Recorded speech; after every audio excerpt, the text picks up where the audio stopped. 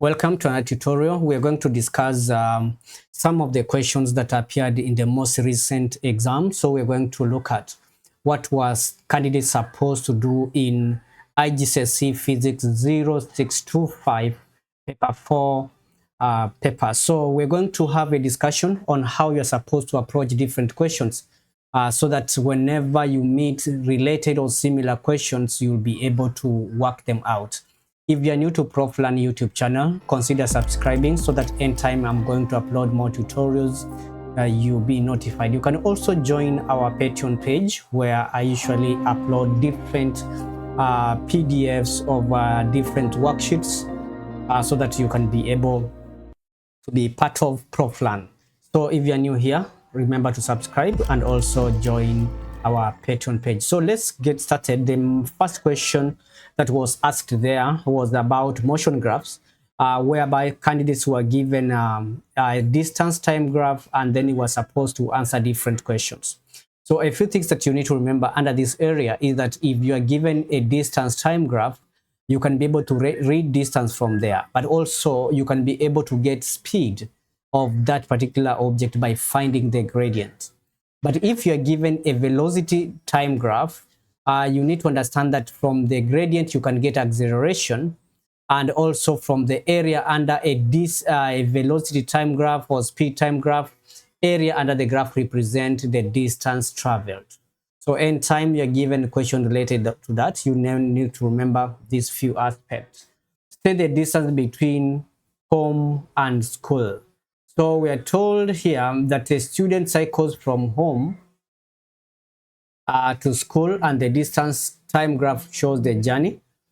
You can see now this person started from home and then cycle to school. So you can be able to read this particular distance that we have here. Then in that way, you will be in a position to show the distance from home to school. Okay, let's see. If you just figure out and read that value that we have there, then we can be able to see the distance. But remember, what two boxes represent 0.1. You need to understand the scalar has been used in the equation so that you can be able to get all your marks right. So two boxes represent 0.1. Then this means that this is 1.6, 1.7 here, and that translates to be our distance between homes. So you're going to say is this value that we have at that point. State 1 point ABC, which identifies times when the student accelerates. Yeah, so here is moving at a constant speed, and here now the speed changes and the person now move at a higher speed because the line gets steep. So meaning that B is where at point B it was moving at a lower constant speed, now moves at a higher constant speed because of the steepness of the graph. So B is accelerating. C was moving from a higher speed because the line is steep, and now this is less steep, meaning a lower speed. Steep gradient, lower, less steep. So meaning C is where the person started to decelerate. Yeah, so that's what you're supposed to use a figure to calculate the student maximum speed, and the maximum speed is going to happen in a region where the gradient is steepest. So that's why you can see what I did here. I decided to work out the gradient of that section where the graph is steepest, and that's where the student is going to get the maximum speed. And I believe you are getting value from there, and you've understood exactly what we are supposed to do. And if you work out the gradient of this particular section here, you'll be able to get the greatest speed or maximum speed. Another question that was tested in question number 2 was the question to do with flotation of object. Object floating, types of forces that act on object on a liquid. We have upthrust force, which make an object to experience an upward force. Then if the downward and upward force are balanced, this object is going to be floating. See the equation that links density, mass, and volume. We need to remember this formula here because it can be asked. And then in the event you're asked to work a given quantity, you can be able to use this triangle. So since in this question we are supposed to calculate the volume, we are going to cover the word volume. The letter volume will remain m over density, mass over density, and then we can be able to substitute and get 0.14. That's the first thing that you are supposed to do there. State why the solid cube sinks when placed on seawater. Because it displaces water, then it has a large surface area, so it's going to displace more water. Then it's going to experience enough upthrust force that will make it to flow. To explain why state why the solid steel cubes sink when placed in seawater. Remember, the density of steel is greater than that of water. Yeah, so it's going to sink because the density of steel is greater than that of water. So the object is going to sink. Explain why steel ship floats. It has a large surface area which displaces a lot of water, and hence upthrust will be sufficient to keep it floating. In question number 3, this is from the topic of mass and weight. We have a polar bear and a person standing on a thick ice. The figure drawn to that particular scale. The table contains information about the polar bear and the person. We can see the mass of the polar bear is 590, mass of the person is 480, quite small. And then we have the area in contact with ice is the 1.12, and the person is 0.02. Calculate the weight. Weight of the polar bear is going to be calculated from the formula mass over volume. And then we can take, mass times gravity. I don't know why, I'm making mistake mentioning that. Mass times gravity.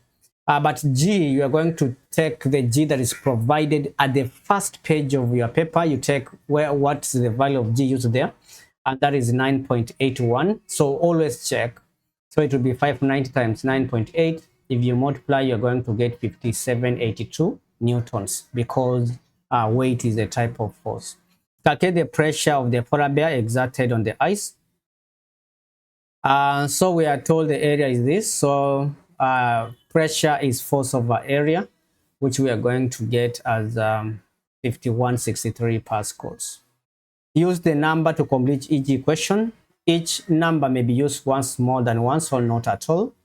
The mass of the polar bear is thus that of times the mass of the person. So if you take the mass of the polar bear, you divide this value here and this one here, you'll get the value. The answer is 7. 590 divided by 4, a number that is close to 7. So you can say the mass of the polar bear is 7.0 times the mass of the person. Area of the polar bear is going to be 56 times the area of the person. Pressure is going to be 8 times the pressure. So if you calculate the pressure of the person and the pressure exerted by the polar bear, you're going to get is 8 times. So that's why you see we got those values there. Then pressure under fluids is given by the formula pressure is equals to height column times density times gravity. And that is exactly what we are supposed to do in this question. Density is 1030 times 9.8 times the depth, which is 2.5, and you'll get 2.53 times 10 raised to the power 4. So most importantly, in this coming exam, make sure you know how to work out the density in fluid, density of a solid, pressure exerted by a solid, and also pressure exerted by a fluid, which is given by this formula that we have at this particular point. We have question number 5. We are seeing 2 people here who are outdoor, and then we have the heater placed in front of them. Then we know that radiations will be getting out of the heater in form of infrared radiations. and then they will be directed to the people and also to the materials around so that they can be able to enjoy the warmth. So we're supposed to say the method through which thermal transfer. This is through radiation, because this is a transfer through electromagnetic radiations. And then we can give that. I know most students who are not able to get this question right, they must have been very sad, because if they could not be able to relate radiation is a mode of heat transfer. Remember, we have also conduction as a mode of heat transfer. We have convection, which involves fluids and gases. Conduction involves solids. But radiation is the mode of heat transfer that can take place even through a vacuum. Then we have the heater transfer energy to thermal store of the table. Temperature of the table increases and the rate of energy absorbed. If the temperature of the table increases, it means the rate at which energy is absorbed is greater than the rate at which energy is being emitted. That's when the object becomes hot. Yeah, so that's what candidates were supposed to identify in this particular question. We need also to go further so that we can be able to see what are other questions that were asked here. You can see that we are told that one of the people puts a white cloth over a table. Explain how the white cloth causes the temperature of the table to decrease. Remember, white surfaces are poor absorbers, and also they are good reflectors of radiations. So meaning that the moment they were placed on the table, a lot of infrared radiation from the heater were not absorbed, they were reflected, and this resulted to the decrease of temperature of the table. So candidates were supposed to say the white table, the white table cloth is a good reflector of heat or radiations and a poor absorber. So less heat will be absorbed, and that results to the decrease in temperature. We have question number C. We are supposed to calculate the energy in kilowatts. So remember, electrical energy is IV3. Electrical energy is calculated by current times voltage times time, but IV is actually power. So we can say also energy is power times time. So in this particular question, since we have the power, that's the part that we were to use, but we are supposed to give it in kilowatt hour, and that will be 3 times 2.5 kilowatts, and then our answer was supposed to be basically 7.5 kilowatt hour, and then we shall leave our answer like that so that we can be able to proceed to the next question. We have question number 5, and question number 5 is talking about atmospheric pressure, which is 1.0 times 10 raised to the power 5, a volume of 1.02. At the atmospheric pressure, so the volume is 1.02 at the atmospheric pressure. The pump,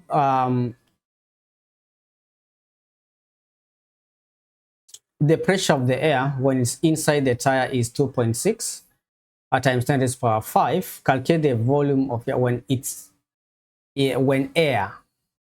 calculate the volume of the air when it's in the tire. So we were to use P1 times V1 is equals to P2 times V2. So in that case, since I'm calculating volume 2, then I'll have to say P1 times V1 over P2. But in our case here, our P1 is this one here, P1, and our V1 is this one, and our P2 is this. So if we substitute into the formula, you'll get 3.9 times 10 raised power negative 1. I need to check this value because we cannot assume. You need to be very, very accurate in terms of how we put this information in our calc. So I want to put this so that I can confirm this value. 1 times 10 raised power 5 times 1.02 over 2.6 times 10 raised to power 5. If you work it out, you're going to get 0.39. And check that value that we are having there. Yeah, and state.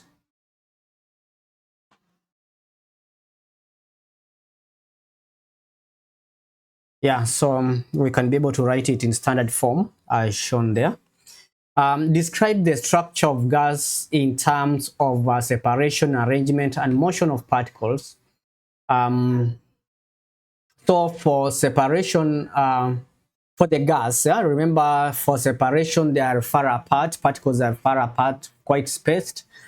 They move randomly, and also they move continuously in a random motion. Basically, that's what we were supposed to mention in this question. Particles are far apart with large intermolecular spaces. We can also say they are irregular. They are irregular. They move randomly. So they are also in a continuous random motion. Explain in terms of particles where the internal energy of gas decreases when gas is at lower temperature. Internal energy depends on kinetic energy.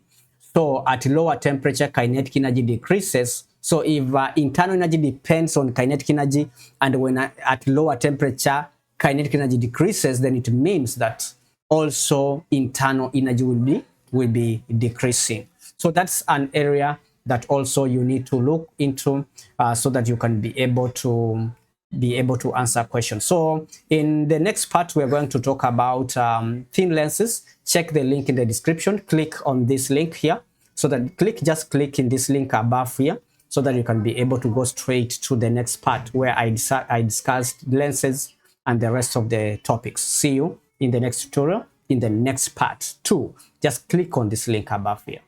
Click on it.